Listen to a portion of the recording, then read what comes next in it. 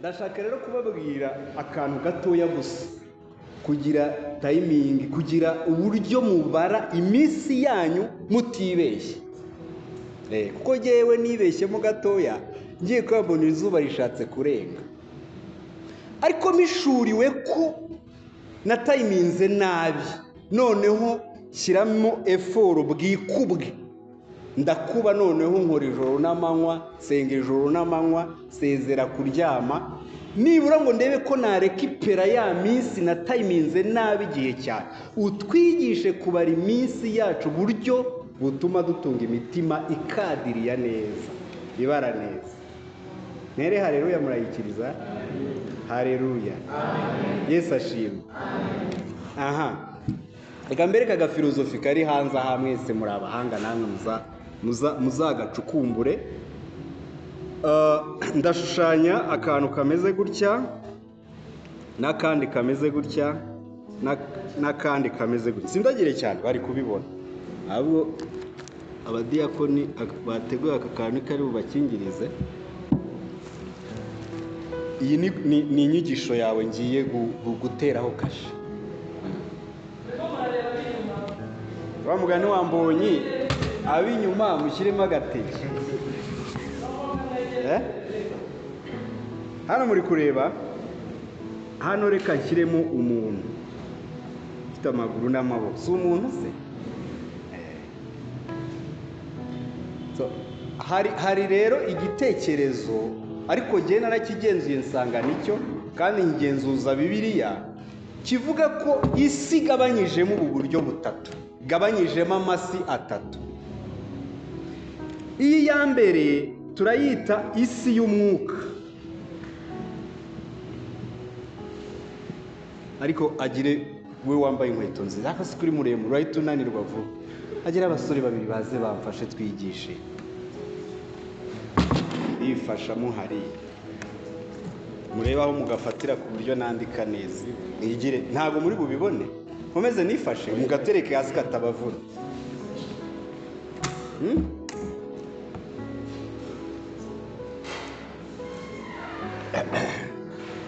Sindi bubakingirize se ko tubuze aho twandika. Iyi ngiyi tuyise isi y'umwuka, sibyo? Noneho reka iyi ngiyi tuyite, iyi ni isi y'umwuka, iyi ngiyi turayita isi y'ibintu, ibintu materiyeri, sibyo? Iyi ngiyi yo hasi turaza kuyita isi y'abantu, cyangwa se famiye, cyangwa se umuryango. Hari ibintu rero kera giye nize mu Gifaransa, munyihanganire, hari ibintu bita unité de mesure. Unité de mesure ni iki mu Cyongereza? Aha, iyo tuvuga unité de mesure, wenda nk'uburebure turavuga ngo ni metero, sibyo? Ibisukika turavuga ngo ni litiro, wenda tukavuga ngo uburebure turavuga ngo ni kilometero ahari. Aha ngaha muri iyi si y'umwuka, unité de mesure yaho ni ukwizera. Igipimo cyo mu isi y'umwuka ni ukwizera. Iyo tuvuga isi y'umwuka, ubwo twinjiye mu kirere cy'ijuru, ni iby'ijuru, turizera n'ibindi, iyo process murayizi. Aha ngaha iyo tuvuze ngo isi y'abantu, unité de mesure yaho ni amafaranga, ni ifaranga. Mu isi y'ibintu hakora ifaranga. Kera bakoreshaga zahabu, ubu ni ifaranga. Udafite ifaranga muri iyi Kigali, menya ko ubwo turaza gusanga wenda wituriye mu isi y'umwuka gusa. Iyi si y'abantu, unité de mesure yaho ni urukundo, cyangwa se ibintu byose bijyanye na social cyangwa na social, byiziringa ku rukundo. Ntabwo ushobora kujya gusura umuntu utamukunda. Ahangaha harimo mariage, ntushobora kubana n'umuntu utamukunda. Ahangaha harimo nyine ibintu biri social. Unité de mesure yaho ni urukundo. Kubera iki rero noneho ndashushanyije uyu muntu, nimwitegereza neza aka kaziga uyu muntu arimo gahuje izi nziga eshatu zose. Uri kubibona neza?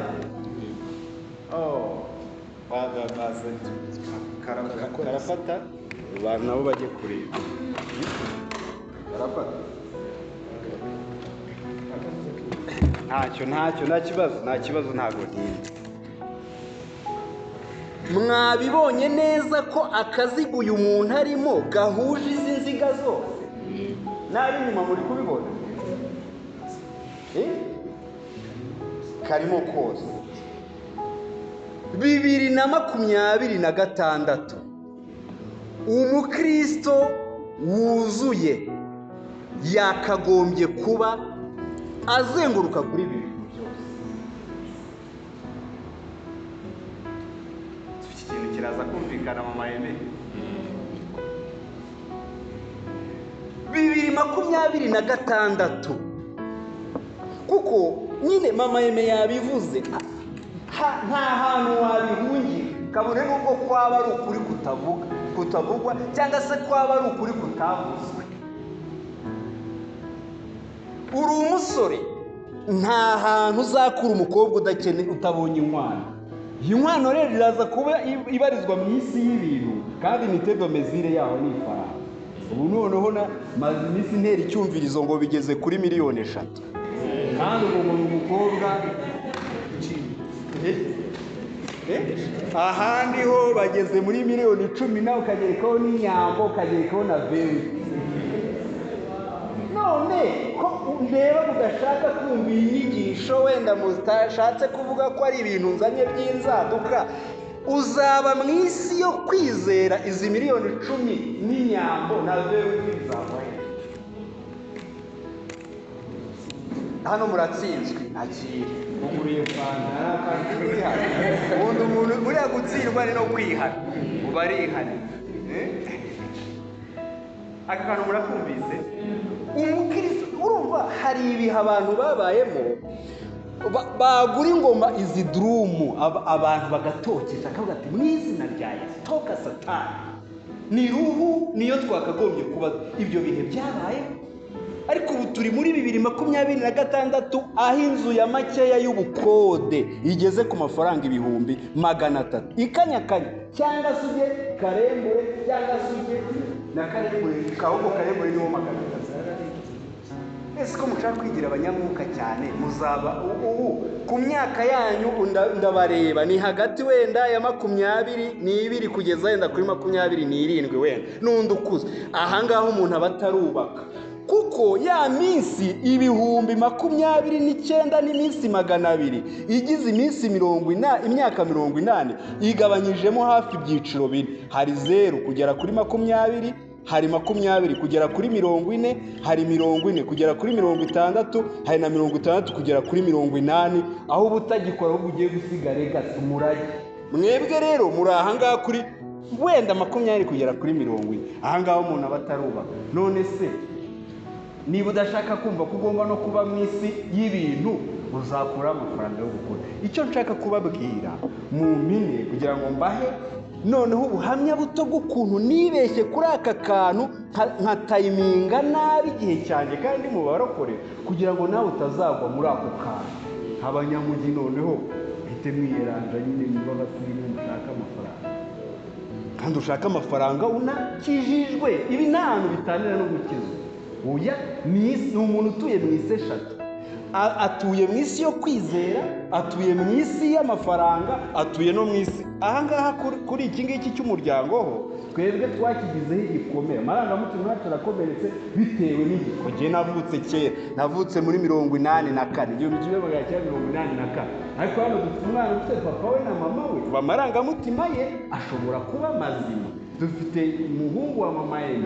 Aha ngaha niyo mpamvu mwebwe generasiyo y'iki gihe n'aha ngaha ku rukundo mwebwe nta kibazo muzagira.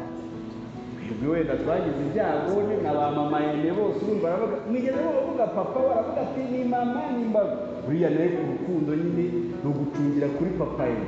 Ariko mwebwe nouvelle generasiyo abantu b'ejo bundi, mwebwe n'aha ngaha nta kibazo muzatunga amafaranga, mube mwizeye mwuzuye umwuka wera, kandi mube mugwije n'amaranga mutima. Uwo niwe mukristo rero wa 2026 kuzamura. Ni nawe uzashobora kwigisha generasiyo zizakurikira. Haleluya. Murayikiriza abana bagowe. mwana w'amayebe abana bawe. Aka kantu murakumvise? Umujene wa 2026 agomba kuba ni umuntu wizeye utajegajega. Ni utajegajega, ari ibintu bita kwizera, ukomeye mu kwizera kwawe. Nk'abamizirima baba bakomeye mu kwizera kwawe. Udakangwa n'inyigisho zije zose kuko wasomye Bibiliya cyangwa wigishwa neza. Kabiri, ukwiye kuba uri umuntu ushakisha ikintu cyitwa amafaranga. Nta hantu ushobora gukwepera amafaranga utuye muri uyu mujyi wa Kigali. Niyo wajya mu cyaro nta hantu wayakwepera. Cyanyuma rero amarangamutima yanyu, aha nibyo mama Aime yavugaga. Hano ku rukundo ubutaha tuzerekana amarangamuntu, kuko ahangaha hari igihe wibeshya kuri ya timing ni kubivuga akantu kakakunyuraho kakagusiga. Jewe kandi zo naje mbibabwire kugeza ubwo nageze hano nibaza nese noneho ko sinanashobora no gutereta, buriya hari n'imyaka yo gutereta ukuri kw'Imana. Yesu ubu ndabona ko ndimo ngira 40. Twatugambo tw'umwana w'imyaka 24 sinari amajyani kumuhamagara teri imbere nibagirwa nimba amajyani. Aka kantu murakumvise neza. Ibi ntibikuraho ko udakizwa neza, ibi ntibikuraho kutuzura umwuka wera, ibi ntibikuraho kutagira impano z'Imana. Wenda ni igihe tudafite, ariko aha ni mu rugo. Hano dufite abantu bo muri Bibiliya itwereka bahuje ibi bintu neza, kandi ibi bintu biri biblique, ntago ari filozofi umuntu akuye mu mutwe gusa. Iyi nyigisho rero ntago wayijyana mu cyiciro cy'abantu ba mama Aime b'imyaka 50. Mama Aime yabwiye ati je mfite inzu yo kubamo, tugenda natangiye gukorera amafaranga kera mfite imyaka 20 buriya mama Aime ijambo ryo kumwigisha ni rimwe Paulo yavuze ati narwanye intambara nziza, narinzi ibyo kwizera, ibisigaye mbikiwe ikamba ry'iki. Iri jambo kuri bigisha mwebwe ryabamarira iki? Gusa Yesu amaze imyaka indi 300 ataraza. Byuka kare. So reka nze mwereke rero, jewe nageze mu itorero imyaka 2005. Si kera. Ibihe naciyemo nubwo ngiye kubaho mu buhamya simbigaya, ariko nanone si ikintu nakwifuriza ko umwana wa 2026 acamo nona. Ahangaha nari nkifite papa, nari nkifite na mama. Je bari bahari kabisa. Papa yari umuntu ukomeye mu by'ukuri. Buriya umuntu nk'iyi myaka wabaye konseye kera yayoboraga nk'akarere kose. Kwa konseye wa kera barabaturaga, twaryaga ibitoki, turya amasake, tumeze neza. Mbona papa ari inkingi negame, mwicare nta kibazo. Mbona ari inkingi negamiye ku buryo naravuga nti ninjya gushaka noneho ubushize nigeze kubabwira akantu ndahanga ndumva narakavuze, nigeze kureba mu madokima ye, noneho mbona ahantu yaguze inzu, noneho ku cyangombwa mbona yanyanditseho sarira rimwe. Noneho ninjira mu itorero 2005, ariko kuva 2005 kugera nibura nka 2011 iminsi yanjye yose nayimaze muri eglise. Umwana w'umusore ngana nkama, nta masengesho abaho ntasenze, aba yo kwiyiriza ubusa y'ibihe binini, aba yo kwiyiriza ubusa. Nta hantu muri iki gihugu bavuga ho gusengera naba ntaragiye gusenga, kandi mu by'ukuri nta n'ibyifuzo numvaga mfite. Urumva papa yari ahari, ari umugabo ukomeye, vuga nti jewe navugaga nti niyo nakunda umukobwa wo kwa runaka papa yajya kumunsabira. Numva nta kibazo, ari umugabo ukomeye, afite inshuti, ameze neza, ndavuga nti reka nsenge gusa. 2005 kandi nari ndagije no kwiga, kandi nari mfite na buruse yo kujya kwiga, ariko sinajyayo. Ntumbaze impamvu ntagiyeyo. ndashaka kukubwira ngo Imana ibigishe kubara iminsi yanyu uburyo butuma mutunga imitima y'ubwenge, mucunganwe n'ikintu cyitwa igihe. Nubona amahirwe mu buzima uzayabyaza umusaruro kandi uzatayiminga ibihe byawe. Niba leta yarashyizeho imyaka 21 gushaka, cunga sana, ubu hari impamvu. Gashobora kukwibuka abona ukubise 35, uvuga wenda ngo barandoze ngo nta mafaranga. Ushatse ufite imyaka 35, umwana wawe agira imyaka 50, agira imyaka 5, wowe ugize 40, agira 10 ufite 45. Nyamara ushobora gucunga wenda impamvu, kuko nanjye narindagiriye aho, niyo mpamvu ndi kubibabwira. Ariko aho nakangukiye naje gusanga ibintu by'umuntu abirwanira kandi bigakura.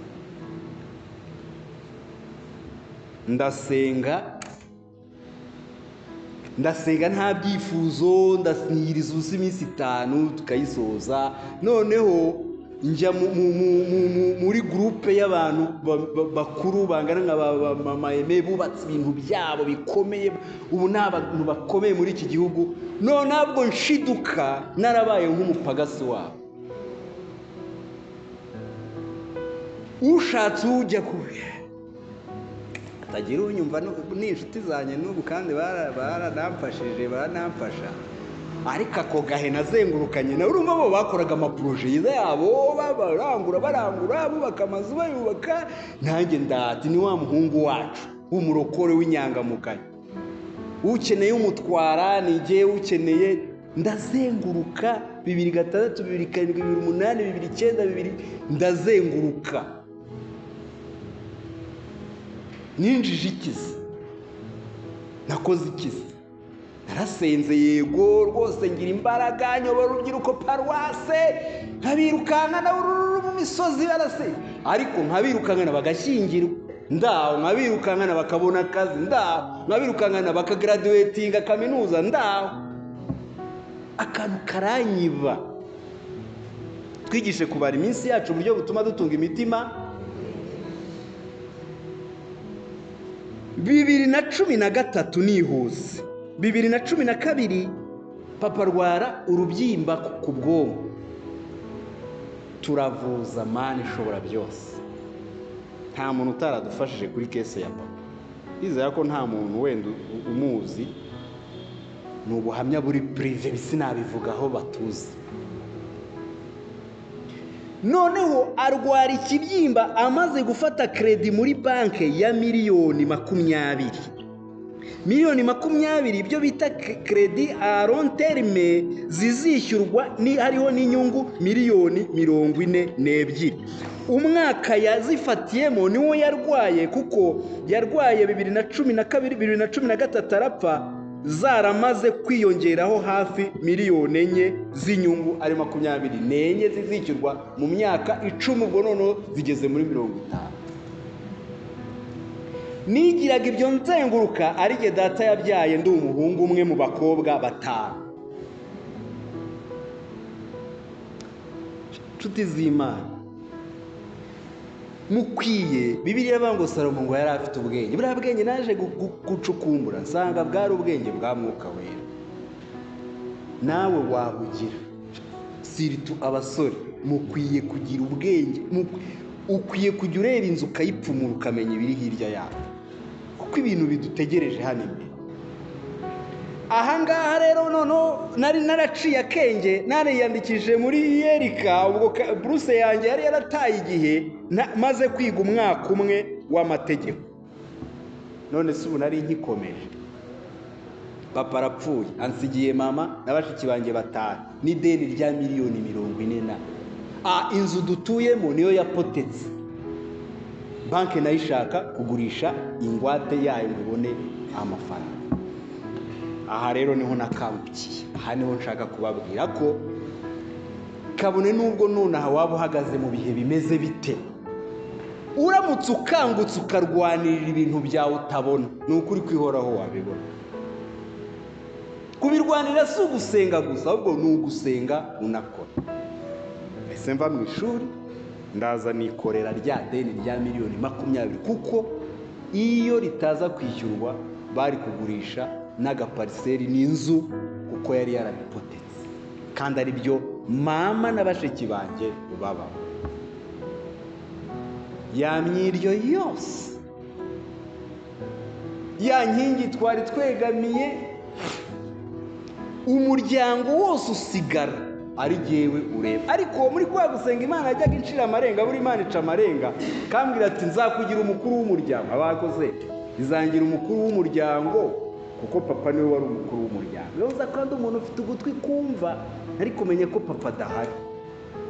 Ndakomeza ndisengera, ndagenda ngura ishakoshi, ngura Bibiliya, ngura igitabo cy'umugenzi, ngura umuririmbyi, ngura agatabo ka dusomyi, ngura umusomyi, nkajya mpeka agakapu ngo ngiye kubwiriza. Byari byiza, ariko ukwiye kubikora wubahirije na rya hame rindi. Ndabyuka rero ndakanguka. Nimukanguke mu izina rya Yesu. Amen. Haleluya. Amen. Haleluya. Amen. Mukanguke. Fighting. Hari ikintu wabuze. Urabona iminsi iri kukurengana. Fighting. Ndakubwiza ukuri, rideni narakoze ndaryishyura. Populaire nshaka kuba narayishyuye nka miliyoni nka 60. Kuko uyu munsi narishyuraga bikananira, ejo nkishyura ariko bibyimba. Noneho bigeze 2017 mbona noneho na ya myaka yo gushaka irarenze. Ariko kuko nari narakangutse, haleluya, amen, ndavuga nti mu izina rya Yesu ngomba gushaka, kabone nubwo nari mfite ibibazo bingana gutya.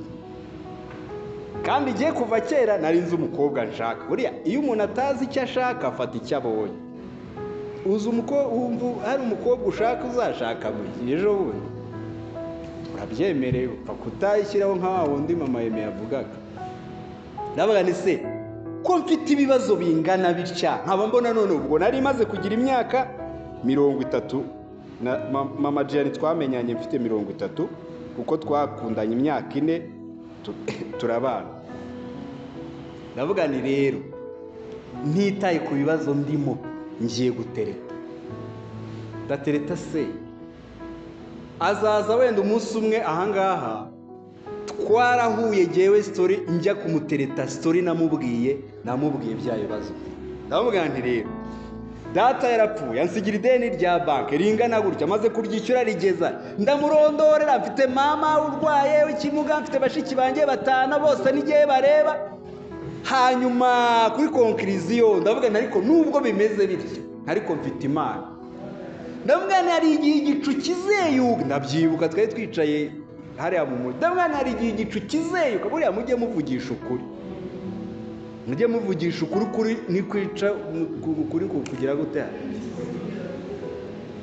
Ndamubwira nti nubwo bimeze gutyo, jewe mfite Imana nabanye nayo nubwo ibibazo byangwiriye. Ndavuga nti hari igihe igicu kizegerayo. Noneho yari umukobwa mwiza wirangirije urimo wiga kashi umeze neza. Abantu bose bazaga kumutereta bamubwiraga biriya by'imodoka, akure waduhaga ubuhamya. Akantu katumye yemera nuko namurondoreye rwa rutonde rw'ibibazo byanjye. Abati nibura wowe umbwije ukuri. Niranze Nyanza nyine bimwe by'abakobwa nyine nkeje aravuga ati byahindura.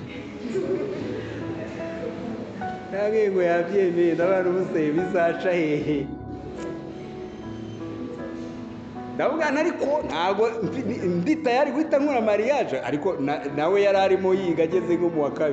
Ndavuga nti ntaribi, ndahangana n'iri deni imyaka 3 araho nzaba ndigejeje wenda ngize udufaranga dukeya, nza kubw'Imana 2017 mbona turabanye, ubu tubyaranye abahungu 3.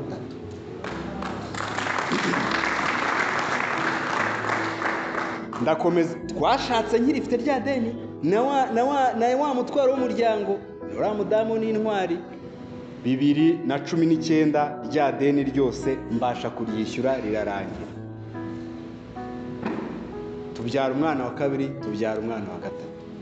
Ubu ndagira ngo mbabwire ngo ubu ngubu 2026 nibwo nasuye mu ishuri ndi kwiga kaminuza, ndumva ngiye gusoza umwaka wa 2.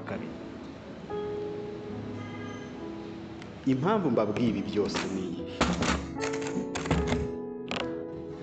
aka gahe k'imyaka nk'icyenda, nk'imyaka nk'irindwi umunani namaze nizengurukira mu rusengero, nzenguruka ibyumba byose ngo ngenda mvuga ubutumwa, amashyamba, mu mazi. Iyo nza kubivanga no gukora, wenda hari famiye yari no kugira ikibazo, isanga wenda hari n'agasevingi mfite. Nubwo nuko nagize amahirwe nkaba sinzana akenge karavuye, narashatse amaperimi, nta modoka ntazi gutwara.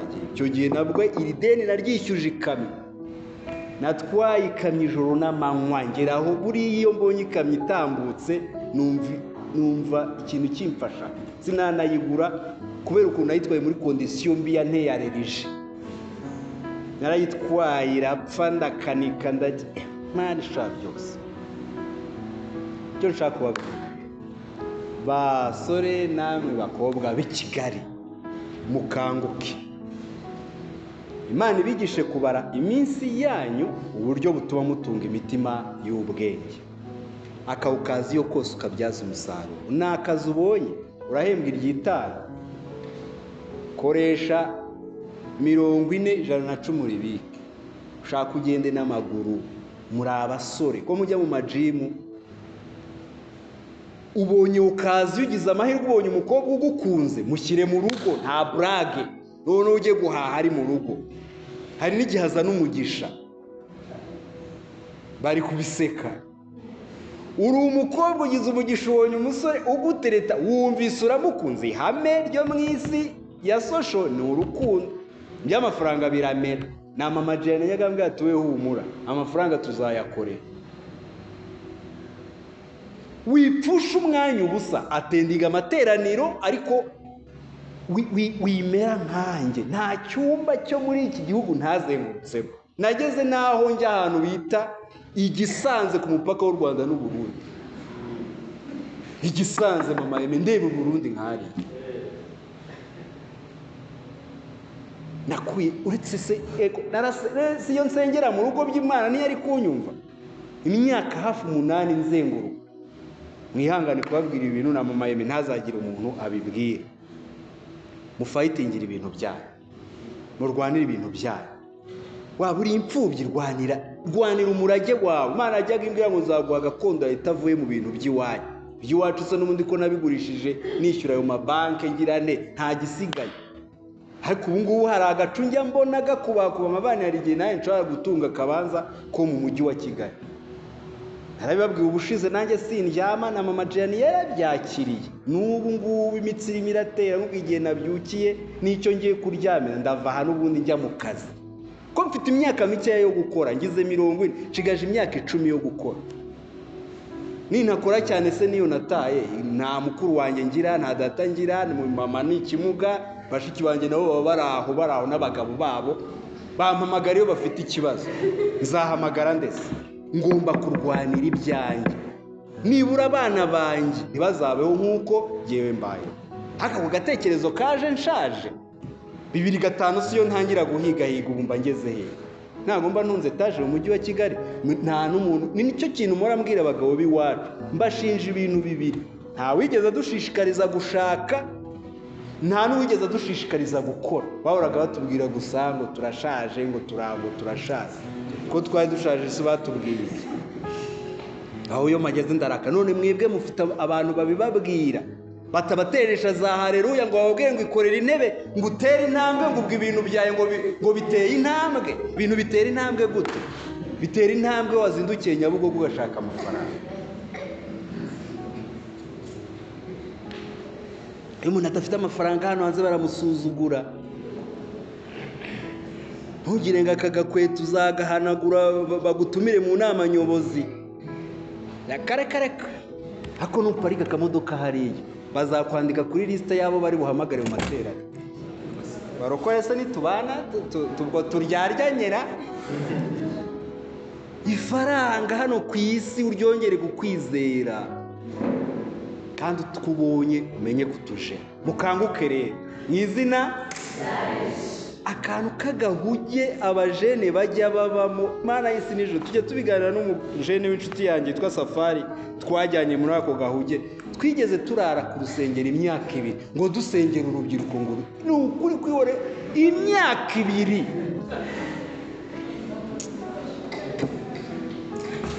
Mana yanjye yari ngiye mvuga ibintu numvaga nda imyaka 2 turara ku mukeka mu rusengero ngo dusengera urubyiruko ngo rusugo urubyiruko bari abahungu bacu ariko baraje baba nk'igihumbi, barashyingirwa bose, dusigarana na Safari tumeze gutya yarakutse iryinyo, yarabuze nakoresha iryinyo, nanjye aya imbere yaracitse nayakoresheje ariko umugore aje nambwira ati reka nta mugabo wo kugira amenyo y'ibice, buriya abagore Imana ijye ibaha umugisha tudashoboye no kwikoreshereza amenyo. Ibyo bihe birambabaza, cyakora mbishimira Imana ko nasenze. Mukanguke rero, kanguke mon frère, nibyo guhanagura agakweto tuje ni sawa, ariko niduhura Nyabugogo gasa gutyo, Nyabugogo ugomba kuba wambaye timba, kandagira mu musumari ukigonda, ugahiga amafaranga kandi abo ubonye ukayakoresha neza.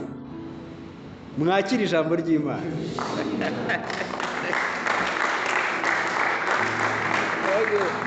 Ubu ngubu abayobozi b'itorero nibamenye ibintu twigishe ntibaduhagarika, turashaka kubasengera rero. Jye numva abajene bakwiye gukanguka pe, mukaba muri abantu bagurije ijambo ry'Imana, bafite imbaraga mu byo kwizera, badakangwa n'imirabi iyo ariyo yose, mufite amafaranga. Ukubona umuntu w'umurokore akijijwe afite amafaranga, aba mu nzu nziza, ese ibyo bintu bitwaye iki? Abana banyu bakaziga neza, bakiga bakaminuza, mukaba muri abantu bari smart, noneho mu myaka 80 mukazasiga umurage mwiza, utanga ubuhamya ukavuga uti jyewe narakoze kandi nubaha n'Imana. Ririya jambo Salomo yavuze ngo byose ni ubusa mujye muryitondera, yarivuze kuko byose yabibonye. Nuratunga na miliyoni urashaka kuvuga ko byose ari ubusa. Faut faire attention. Mukanguke rero, muhaguruke tubasengere. Nzagaruka cyane. Ngo wasanga mumbeshye. Ntabwo twakubeshye. Ubutaha rero noneho tuzakora evaluation, turebe icyo umuntu akora, turebe uko abigenza,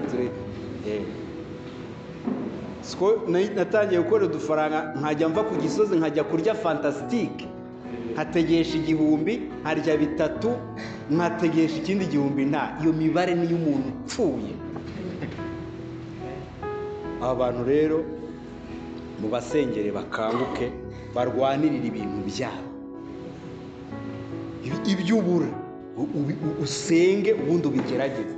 Shaka ubwenge uriga, senga ubundi uraze n'amaguru mwibase.